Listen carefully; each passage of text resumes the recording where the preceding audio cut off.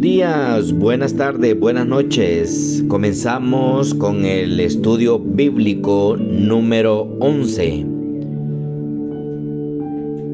Y este estudio bíblico, el tema es el segundo libro de Samuel, el estudio número 11. Ya vamos avanzando por más de la mitad de estas 20 sesiones de clase.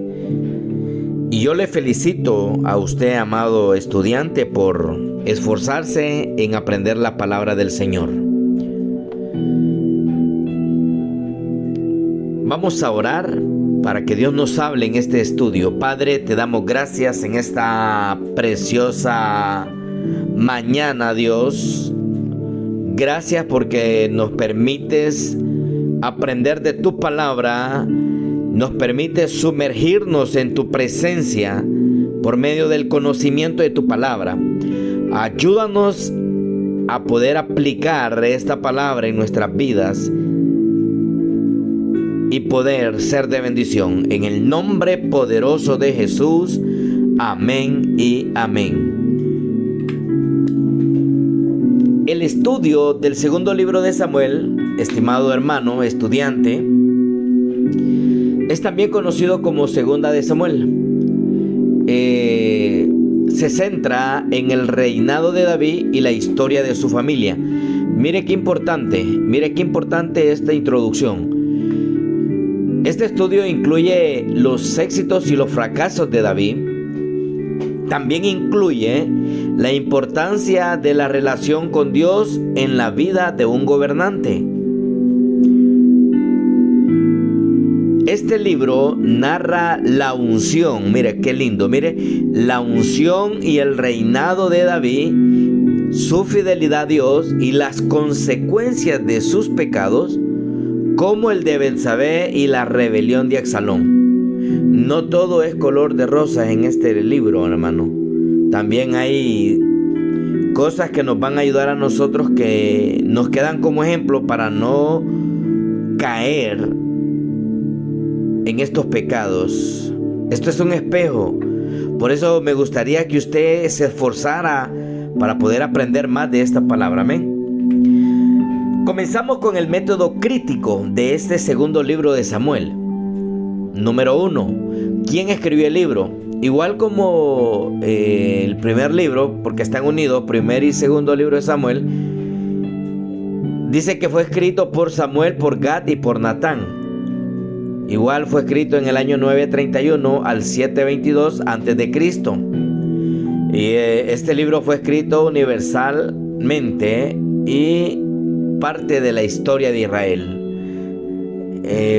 Donde fue escrito en Rama, Mizpa y en Jerusalén. Mire, este es el método crítico de este segundo libro de Samuel. Método histórico de este libro. ¿Cuál es el trasfondo histórico de este segundo libro de Samuel?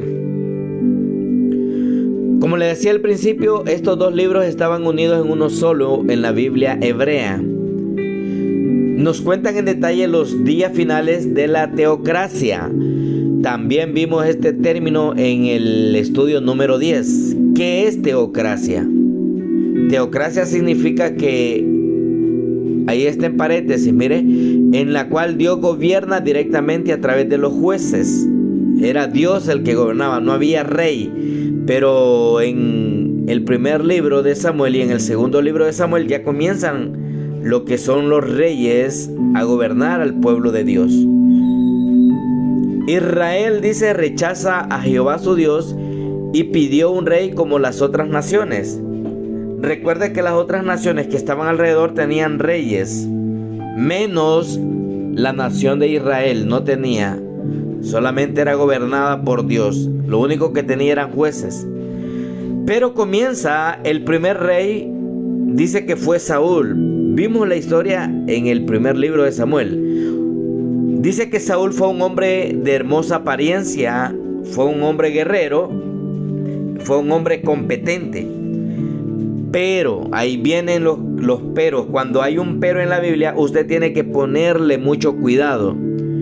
Pero Saúl no tenía devoción a Dios. Así está pasando con muchos líderes que Dios ha establecido, que no solamente es el talento, no solamente es la hermosura, no solamente es porque quiere ser un líder. Si no tiene devoción a Dios, puede peligrar su liderazgo como lo hizo Saúl. Y cuando Saúl muere, se levanta un nuevo rey, un nuevo liderazgo, y ese liderazgo es David, dice, a quien Dios había escogido. Fue instalado como rey. Eso es lo que nos dicen estos libros de Samuel. Estos libros cubren la vida de David junto con el relato de Samuel, que Samuel fue el último de los jueces.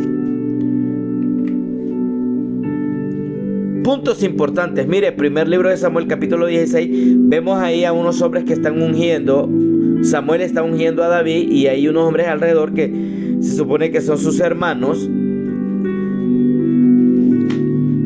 En la Biblia, David es ungido por Samuel con aceite como el futuro rey de Israel. Samuel es un profeta del Señor.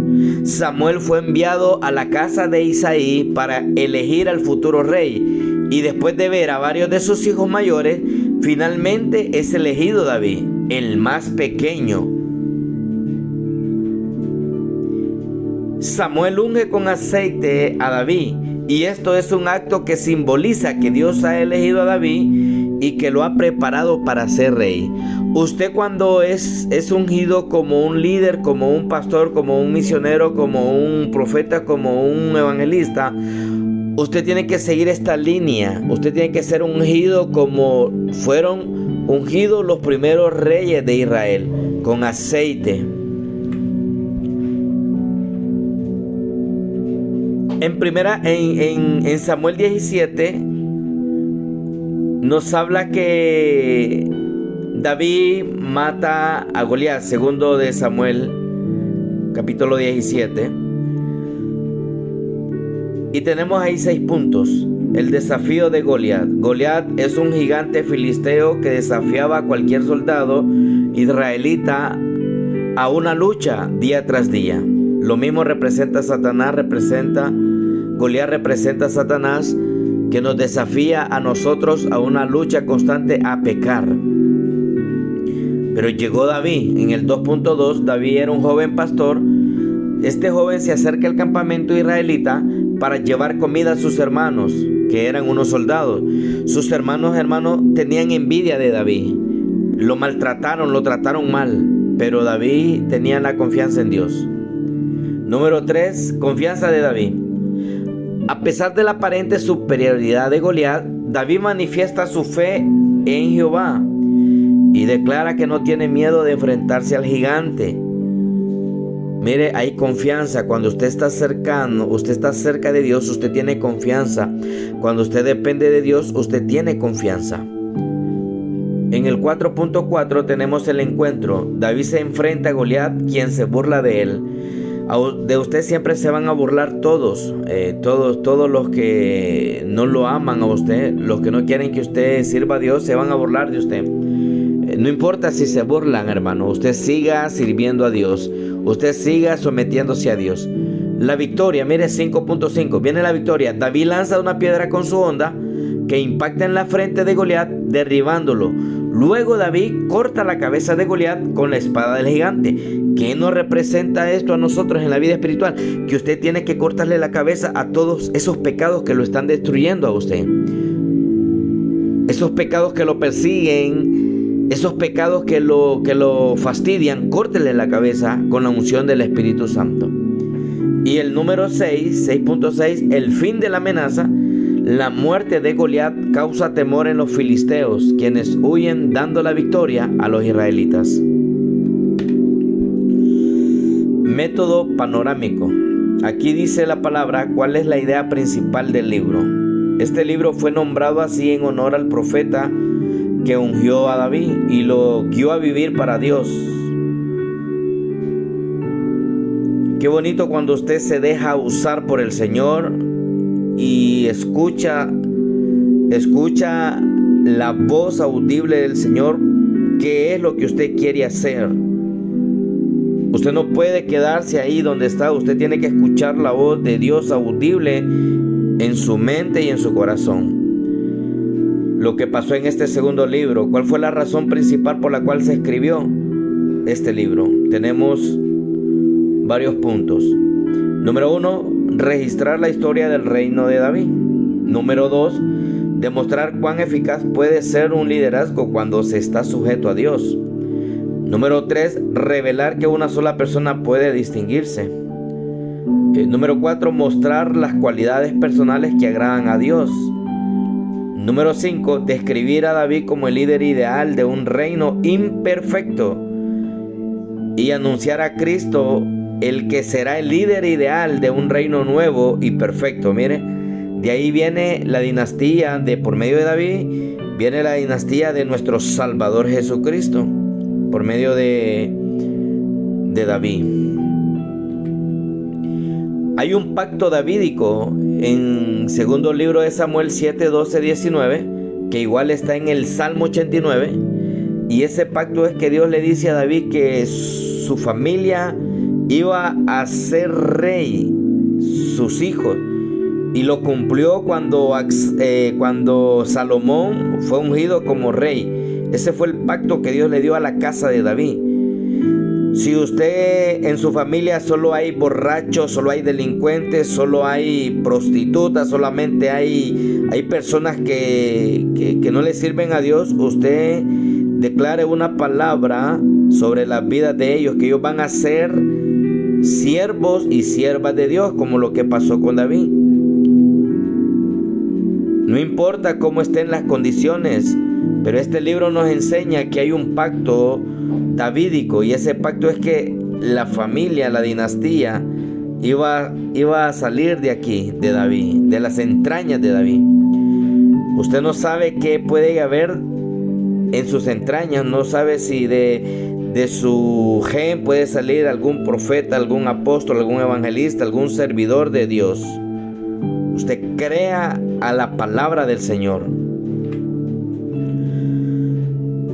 Más adelante, en el primer libro de Reyes, esto estamos hablando más adelante, mire, este es el pacto que hizo Dios con David, donde fue ungido como rey Salomón. Una pregunta.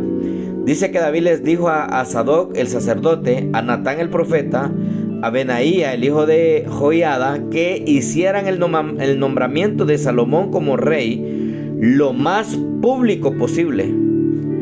Debían ungirlo en Gihón, un conocido manantial a las afueras de Jerusalén, donde una gran multitud podría reunirse para ver la unción. Porque cuando a usted Dios lo llama, el mundo, el diablo tiene que darse cuenta que usted está siendo llamado para anunciar las buenas nuevas, como lo está haciendo David, como lo está haciendo Salomón. Amén. Este estudio de este segundo libro nos enfoca a ese llamado que Dios tiene con usted y conmigo.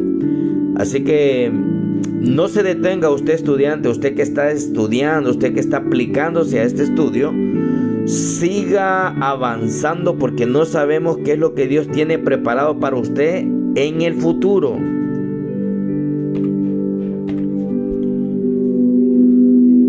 También tenemos puntos negros en este estudio, puntos oscuros. Usted se da cuenta que David comete el pecado de adulterio, usted se da cuenta que David comete el pecado de asesinato, y Natán amonesta a David. Siempre va a haber alguien que nos va a nosotros a corregir nuestros errores. Y David, que siendo rey, fue amonestado por este hombre llamado Natán, y sufrió las consecuencias. La trágica historia de los hijos de David fue tremenda. Amón se enamora de una media hermana que se llama Tamar y la viola. Absalón, que es hermano de Tamar, se enoja con su padre, con David, porque no hace nada, y se venga la muerte de su hermano, mata a su hermano Amón. Mire lo difícil de una mala decisión en nuestras vidas. Trae consecuencias graves a nuestras vidas, así como lo que vivió David, trajo consecuencias graves. Pero David tenía un corazón que era conforme al corazón de Dios. Él se arrepintió en silicio, en ceniza, él hizo ayuno, porque él sabía que amaba a Dios de todo su corazón. Mire lo que nos dice esta historia. Amnón, Tamar y Absalón son tres personajes clave en la historia bíblica del segundo libro de Samuel, donde se desarrolla un drama familiar marcado por, número 1, la violación, número 2, la venganza y número 3, el conflicto político que reinaba en el palacio. Amnón es hijo del rey David. Este se enamora perdidamente de Tamar, que es hermana de Absalón, y su deseo descontrolado lo lleva a violar a Tamar, lo que desencadena la venganza de Absalón, quien asesina a su hermano Amnón. Y todo esto pasó ¿por qué? Por un descuido espiritual en nuestras vidas. Por eso usted tiene que aprender en este estudio que no tenemos que descuidarnos, porque si no viene muerte a nuestra vida, muerte espiritual, después muerte física. Cuando Dios libra a David de sus enemigos, de Saúl, David entona este canto. Mire, ya en el segundo libro de Samuel, ya más adelante en el capítulo 22, después de lo que pasó con todo el desastre familiar que ha pasado, dice que David entona un canto a Dios. Dios mío, yo te amo porque tú me das fuerzas. Tú eres para mí la roca que me da refugio. Tú me cuidas, tú me libras, tú me proteges como un escudo y me salvas con tu poder. David reconocía en su interior quién era Dios para él. A pesar de todo lo que había pasado, David le canta a su Dios. Y eso es lo que usted tiene que hacer en este estudio de este segundo libro. Realmente tener ese encuentro con su Dios. Realmente tener esa relación cercana con el Padre, el cual usted ama. Sigamos con este estudio. Vemos que la estructura de este segundo libro está de la siguiente manera. En el 1.1 David oye de la muerte de Saúl. En el 2.1 David es proclamado rey de Judá. En el 3.2 David está en Hebrón. En el 4.1 Isboset es asesinado. En el 5.1 David es proclamado rey de Israel. En el 7.1 ese es el pacto davídico. Mire, el pacto de Dios con David. En el 8.1 tenemos a David que extiende sus dominios. Ya en el 10.1 David derrota a los amonitas y a los sirios. En el 11.1 viene el descuido espiritual de David, su pecado, David y Betsabé. En el 12.1 David es amonestado por Natán. En el 13.1 viene lo que es la consecuencia: Amnón, Tamar y Absalón. En el 14.1 Joab procura regreso de Absalón. Absalón, cuando mató a Amnón, fue exiliado. En el 15.1 Absalón se rebela contra su padre David. ¿Por qué? Todo por el pecado que estaba ahí. En el 17.1 hay consejos de Ahitofel y de Usaí. En el 18.1 viene la muerte de uno de los hijos de David, que es de Absalón. Él muere por una guerra que se levantó, un conflicto político que se levantó. En el 19.1 está David en Jerusalén. En el 20.1 sublevación de Seba y Gabaonitas. Ya en el 20.1 ya hay una liberación de un cántico de David. Es ahí donde David se da cuenta que él no puede vivir por sus fuerzas, ni por lo que él sabe, sino por lo que Dios le ha dado. En el 23.1 tenemos las últimas palabras valientes de David. En el 24.1 David censa al pueblo. Este es el prefacio, consecuencias, el pecado y David el rey. vemos aquí este esquema. Mira este esquema de la historia de David. Mical, hija de Saúl, fue la primera esposa de David. De ahí viene Ahinoam. Esta es la que tuvo a Amón. Después viene Abigail, que es la viuda de Nabal. Gilead, Daniel. Después viene Macat, que es la mamá de Absalón y de Tamar. Estos dos son hermanos de Amón, mire, pero que son diferentes mamás. Después viene Jaquid, que tuvo a Adonías. Después viene Abital, que fue Cefarías. Después viene Egla, que tuvo a Giltrean. Después viene Betsabé. Mire qué importante aquí. Betsabé fue la que con la que cometió el pecado. Y mire de dónde nace Salomón. Sale de Betsabé con David. El primer hijo muere por la condición, por el pecado, muere. David estuvo en ayuno, pero después cuando se dio cuenta que el hijo murió, pues suspendió el ayuno. Está Cinca, Sobat, Natán y Salomón. Después dice que David tiene otras esposas con otros hijos, tiene concubinas y tiene otros hijos más. Y de aquí viene 15 generaciones. Viene Roboam y al final terminamos en Sedequía. Este es un árbol genealógico de David, con lo que él tiene sus esposas. En aquel tiempo se podía, hoy ya no se puede. Tenga cuidado.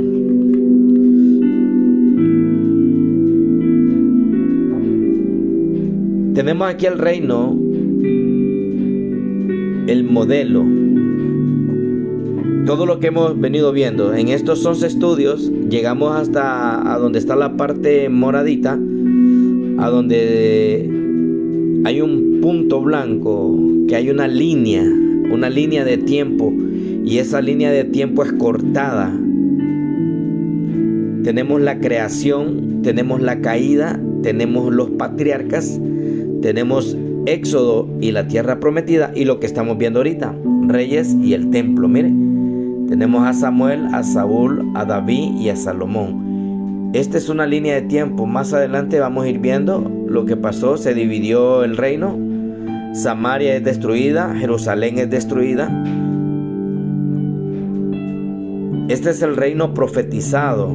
Después tenemos el reino presente, que es el nacimiento, muerte y resurrección de Jesús. Tenemos el reino proclamado, que tenemos el Pentecostés, la proclamación del Evangelio. Y por último, el reino perfecto, que es la nueva creación, es para donde vamos. Mire, todo esto es la línea de tiempo en la cual estamos estudiando. Y qué hermoso cómo Dios nos vaya entrando a este estudio de la palabra. Que el Espíritu Santo nos ayude a poder revelarnos esa palabra que nos cambia, que nos transforma y que nos ayuda a ser hombres llenos de la presencia y del Espíritu de Dios. Usted que está estudiando, usted está siendo preparado para ser un hombre ungido con el Espíritu Santo.